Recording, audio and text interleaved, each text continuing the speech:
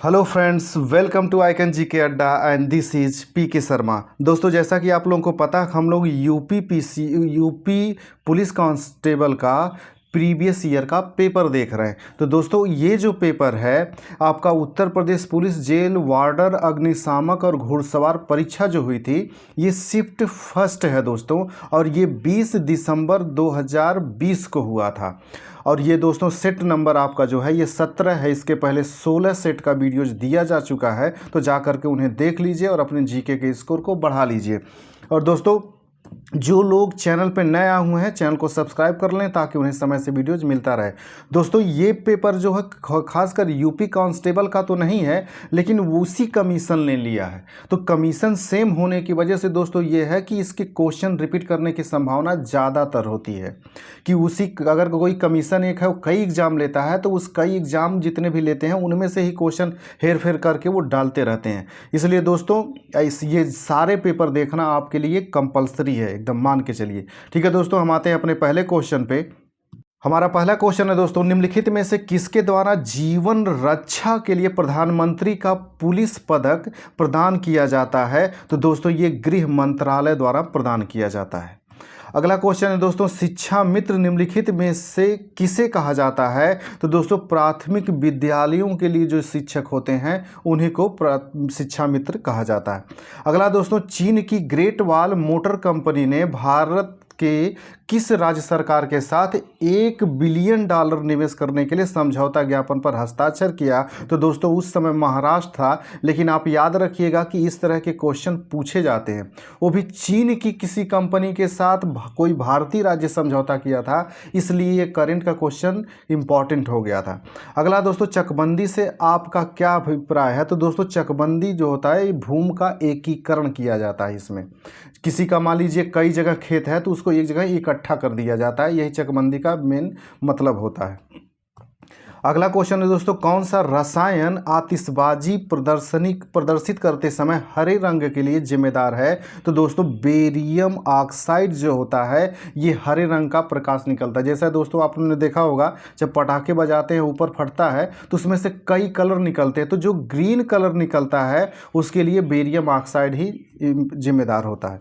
अगला दोस्तों, भारत के निम्नलिखित में से किस स्थानों के बीच महात्मा गांधी के नेतृत्व में अंग्रेजों के विरुद्ध नमक मार्च आयोजित किया गया था?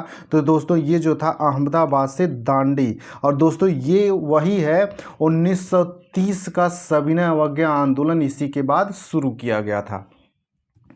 अगला है दोस्तों, सीएपीएफ या सीपीओ के सर्वश्रेष्ठ पुलिस प्रशिक्षण संस्थानों के विजेता को प्रतिवर्ष कितनी ट्रॉफियां प्रदान की जाती हैं? संक्षिप्त रूप अपने सामान्य अर्थ में प्रयोग किए गए हैं। तो दोस्तों ये 3 हैं। अगला क्वेश्चन है दोस्तों, अंगूर की खेती को आमतौर पर क्या कहा जाता है? तो दोस्तों अंगूर की जो खेती है इसे विटीकल्चर कहा जाता है। और दोस्तों इसमें एक इम्पॉर्टेंट ये है, सेरीकल्चर जो है, ये सेरीकल्चर जो होता है ये रेशम के उत्पादन के लिए, तो रेशम की खेती के लिए। अगला दोस्तों, भारत छोड़ो आंदोलन 1942 झारखंड में किस नेता के नेतृत्व में लड़ा गया था? तो दोस्तों झारखंड में चूनाराम महतो के नेतृत्व में लड़ा गया था भारत छोड़ो आंदोलन। तो ये भी याद रखिएगा, भारत छोड़ो आंदोलन कब शुरू हुआ था? तो 1942 में। अगला दोस्तों, सूची 1 को सूची 2 से सुमेलित करना है।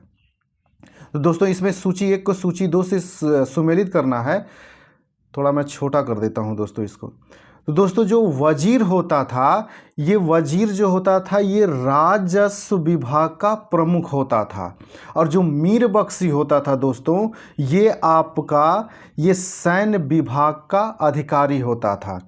काजी जो होते थे दोस्तों ये न्यायिक विभाग के होते थे, और मीन समन जो होता था ये शाही परिवार का प्रभारी होता था। तो दोस्तों इसका जो आंसर सही है वो 3 वाला सही है, जो सुमेलित करने के लिए ए का 4 हो गया, बी का 3 हो गया, सी का 1 हो गया और डी का 2 हो गया। तो दोस्तों इसमें दोस्तों केवल ये आप याद रखिएगा, ये जो वजीर होता था ये किससे संबंधित है? तो राजस्व विभाग से संबंधित है, ये सिंगल आपसे पूछा जा सकता है। और जो मीर बख्शी है ये किससे संबंधित था? तो ये सैन्य विभाग से। ये दोनों अधिकारी इंपॉर्टेंट हैं और दोनों सिंगल क्वेश्चन भी पूछे गए हैं। अगला क्वेश्चन है दोस्तों, इसमें भारत ने जीएसटी के दोहरे मॉडल को किस देश से चुना है? तो दोस्तों दोहरे मॉडल को ये कनाडा देश से चुना गया है। अगला क्वेश्चन है दोस्तों, आर्मेनिया की मुद्रा को क्या कहा जाता है? तो दोस्तों आर्मेनिया की मुद्रा को द्राम कहा जाता है।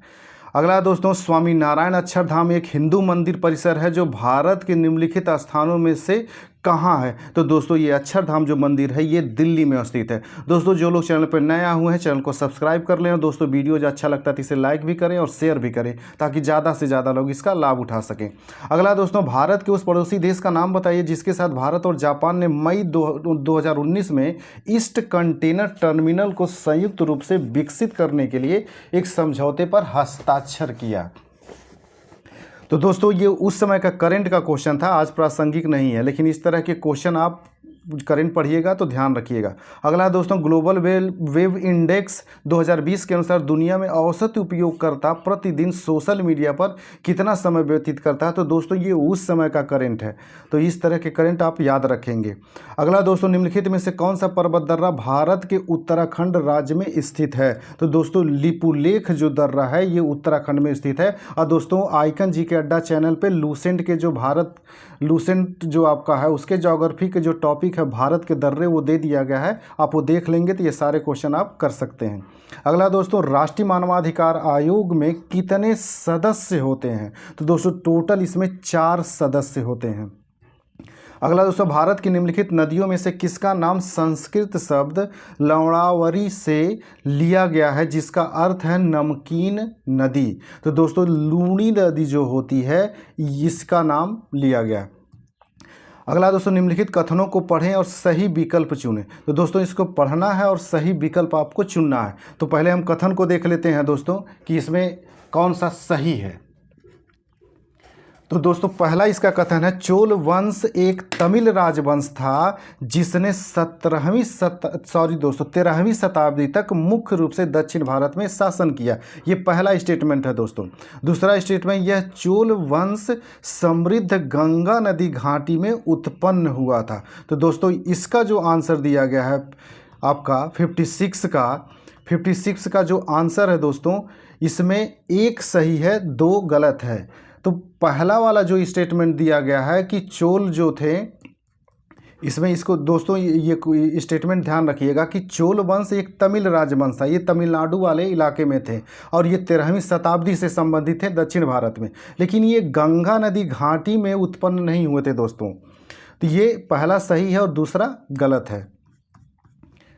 अगला क्वेश्चन है दोस्तों, इसमें भारत सरकार में जनवरी 2020 के दौरान वाणिज्य और उद्योग मंत्री कौन रहे थे? तो दोस्तों ये उस समय की बात है, तो इस तरह के जितने भी अभी जो मंत्रिमंडल गठित हुआ है आप उनको याद रखिएगा और इसका वीडियो जायकन जी के अड्डा पे पड़ा हुआ है, जाके देख लीजिए। अगला दोस्तों, निम्नलिखित जीवों में से किसकी यौगिक कंपाउंड आँखें होती हैं? तो दोस्तों जो आँखें होती हैं ये ड्रैगन मक्खी की होती हैं। अगला दोस्तों, निम्नलिखित में से किस देश ने दुनिया का प्रथम तैरता हुआ परमाणु संयंत्र बनाया? तो दोस्तों ये रूस ने बनाया था और दोस्तों ये करंट का काफ़ी फेमस उस समय का क्वेश्चन था। अगला दोस्तों, निम्नलिखित में से कौन सा शब्द अनचाहे ईमेल से संबंधित है? तो दोस्तों उसे स्पैम कहा जाता है, जो अनचाहे ईमेल होते हैं। अगला दोस्तों, निम्नलिखित में से कौन सा कथन सही है? तो दोस्तों इसमें बताना है कौन सा कथन सही है। तो 1947 के बाद बोर्ड ऑफ न्यायिक विंग इलाहाबाद में कार्य करता रहा, प्रशासनिक विंग को लखनऊ स्थानांतरित कर दिया गया। तो दोस्तों पहला वाला जो स्टेटमेंट है ये सही है। दूसरा का है दोस्तों ये, इसमें पहला स्टेटमेंट दोस्तों सही है ये दिया गया है और बाकी जो स्टेटमेंट हैं वो गलत हैं। तो इसका आंसर जो है 61 का पहला है। अगला दोस्तों, 2010 के दौरान लागू हुई नवीनतम कोर अंतर्राष्ट्रीय मानवाधिकार संधि निम्नलिखित में से कौन सी है? तो दोस्तों कोर जो थी ये एनफोर्स्ड डिसअपीयरेंस पर समिति थी। अगला दोस्तों, सर्दियों के दौरान बर्फ़ में नमक डालने से बर्फ़ पिघलने लगती है क्योंकि बर्फ़ की सतह पर पानी के हिमांक बिंदु को कम करता है। अगला क्वेश्चन है दोस्तों, निम्नलिखित में से किस तारीख को अंतर्राष्ट्रीय शांति दिवस के रूप में मनाया जाता है? तो दोस्तों 21 सितंबर को अंतर्राष्ट्रीय शांति दिवस के रूप में मनाया जाता है। दोस्तों जो लोग चैनल पर नए आए हैं चैनल को सब्सक्राइब कर लें और दोस्तों वीडियो जो अच्छा लगता है तो इसे लाइक भी करें और शेयर भी करें ताकि ज़्यादा से ज़्यादा लोग इसका लाभ उठा सकें। अगला दोस्तों, निम्नलिखित में से कौन सा लॉन्च वाहन मिशन चंद्रयान 2 में उपयोग किया गया था? तो दोस्तों GSLV MK3 यानी MK3 था और ये कई बार रिपीट हुआ है। अगला दोस्तों, ग्रैमी अवार्ड निम्नलिखित में से किस क्षेत्र में योगदान के लिए दिया जाता है? तो दोस्तों ग्रैमी अवार्ड जो है ये संगीत में दिया जाता है और ये कई बार रिपीट किया गया है, तो इसको याद रखिएगा। अगला दोस्तों, निम्नलिखित में से किस निगम ने मई 2019 में 2 1600 HP DMU, दोस्तों ये भी करंट का ही क्वेश्चन था तो आज प्रासंगिक नहीं है, लेकिन इस तरह के जो क्वेश्चन आएंगे दोस्तों उसको याद रखिएगा। अगला क्वेश्चन है दोस्तों, निम्नलिखित में से कौन सी सेना जो भारत सरकार की महत्वपूर्ण एजेंसियों में से है 1982 से वार्षिक कैलाश मानसरोवर यात्रा के सफल संचालन में शामिल होती रही है? तो दोस्तों वो जो संस्था है आपकी ITBP है दोस्तों, भारत तिब्बत सीमा पुलिस बल। अगला दोस्तों, कपास प्रौद्योगिकी पर अनुसंधान के लिए केंद्रीय संस्थान कहाँ स्थित है? तो दोस्तों ये जो है आपका मुंबई में स्थित है और दोस्तों ये इंपॉर्टेंट क्वेश्चन है, ये भी कई बार पूछा गया है। अगला दोस्तों, CRPF का निम्नलिखित में से वह कौन सा विशेष विंग है जो दंगों और दंगों जैसी स्थितियों से निपटने के लिए बनाया गया? तो दोस्तों रैपिड एक्शन फोर्स जो है ये CRPF का ही एक अलग विंग है जो दंगों को रोकने के लिए बनाया गया है। अगला दोस्तों, आरंभ में निम्नलिखित में से कौन सा कार्य वर्ष 1831 में राजस्व परिषद उत्तर प्रदेश द्वारा संपन्न किया जाता था जिसे 1932-35 के दौरान हटा दिया गया? तो ये दोस्तों था कोर्ट ऑफ वार्ड से संबंधित कार्य। अगला दोस्तों, चीनी मुद्रा को क्या कहा जाता है? तो दोस्तों चीनी मुद्रा को रेनमिनबी कहा जाता है और ये दोस्तों कई बार रिपीट हुआ है, तो इसको रट्टा मार के रखिएगा।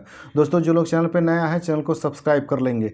अगला दोस्तों, निम्नलिखित में से कौन भारत के प्रधानमंत्री की नियुक्ति करता है? तो दोस्तों भारत के प्रधानमंत्री की नियुक्ति भारत का राष्ट्रपति करता है। अगला दोस्तों, प्रशासनिक सुविधा के लिए उत्तर प्रदेश राज्य में कितने मंडल हैं? तो दोस्तों टोटल 18 मंडल हैं और ये वेरी इंपॉर्टेंट क्वेश्चन है यूपी के लिए, तो इसको रट्टा मार के रखिएगा। अगला दोस्तों, भारत मुद्रा में 2000 रुपये के नोट का आकार है? तो दोस्तों 2000 रुपये का नोट का आकार 66 मिलीमीटर से 166 मिलीमीटर है। तो ये याद रखिएगा दोस्तों, ये 66 यहाँ भी है और 166 यहाँ, यानी कि 66 जो है ये दोनों में कॉमन है। तो इसको याद रखने का यही तरीका है कि जो दोनों में कॉमन होगा वही वाला आंसर बनेगा। दोस्तों ये जो क्वेश्चन थे ये सब यहीं तक थे। तो दोस्तों जो लोग चैनल पर नए हुए चैनल को सब्सक्राइब कर लें और दोस्तों वीडियो अच्छा लगे तो इसे शेयर करें। दोस्तों एक इन्फॉर्मेशन आपके लिए है, क्योंकि ये जो आपका यूपी कांस्टेबल का है ये 17-18 सेट थे, तो 17 सेट ये है, इसके बाद एक ही सेट आपका बचा हुआ है। इसके बाद दोस्तों हम आइकन जीके अड्डा चैनल पे जीके की क्लासेस रीजनिंग की क्लासेस शुरू की जाएंगी और ये रीजनिंग की जो क्लास होगी दोस्तों बिल्कुल ही उन कमज़ोर बच्चों को ध्यान में रख करके चालू की जाएंगी जिन्हें बिल्कुल रीजनिंग में बहुत ज़्यादा प्रॉब्लम आती है, जो रीजनिंग को अच्छी तरह से समझ नहीं पाते हैं। तो उनको बेसिक तरीके से रीजनिंग के सारे टॉपिक को समझाया जाएगा और प्रैक्टिस भी कराई जाएगी दोस्तों। तो दोस्तों जैसे ही आपका सेट ये ख़त्म होता है उसके बाद आपकी रीजनिंग की क्लास शुरू कर दी जाएगी। ठीक है दोस्तों, मिलते हैं अगले वीडियो में, तब तक के लिए नमस्कार, जय हिंद।